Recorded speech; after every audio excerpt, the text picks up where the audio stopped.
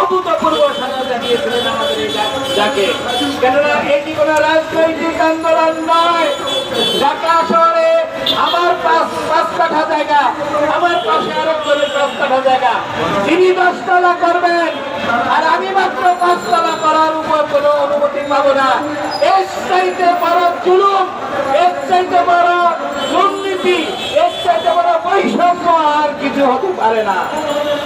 প্রিয় দেশবাসী, প্রিয় ঢাকা শহরের ক্ষতিগ্রস্ত ভূমি মালিকগণ, আমি আবার ঘোষণা করছি, মাননীয় প্রধান উপদেষ্টা প্রফেসর ডক্টর মোহাম্মদ ইউনূস স্যারের প্রতি আমি আহ্বান জানাচ্ছি, আকুল আবেদন জানাচ্ছি। আমাদের দাবি অত্যন্ত স্পষ্ট, আমাদের দাবির মধ্যে কোন রাজনৈতিক নেতৃত্ব নেই। আমরা ক্ষতিগ্রস্ত ঢাকা শহরের ভূমি মালিকরা রাস্তায় নামতে বাধ্য হয়েছি। তার মাত্র 4 দিন পর 12 ডিসেম্বর রাজুকের চেয়ারম্যান তার নিকট আমরা স্মারকলিপি দিয়েছি। সেখানে আমরা স্পষ্টভাবে বলেছি, এত বড় জুলুম রাজুক এবং রাজুকের সাথে সংশ্লিষ্ট কুখ্যাত স্বৈরাচারী সরকারের বেতনরা এই আইন করে আমাদের অগ্রযাত্রাকে ব্যাহত করার যে হীন ষড়যন্ত্রে লিপ্ত রয়েছে তার প্রতিকারকে আমরা রাজুকের চেয়ারম্যান মেজর জেনারেল সিদ্দিকুর রহমানের আমাদের স্মারকলিপি পেশ করেছি।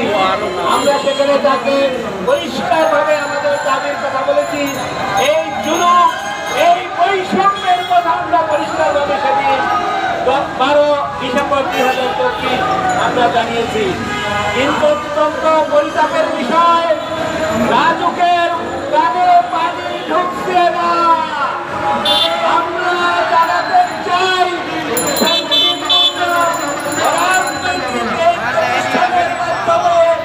আমাদের এই জুলুম করা হচ্ছে, এই জুলুমের অবসান না হওয়া পর্যন্ত ঢাকা শহরের ক্ষতিগ্রস্ত প্রায় 2 লক্ষ জমির মালিক পথে নামবে ইনশাআল্লাহ।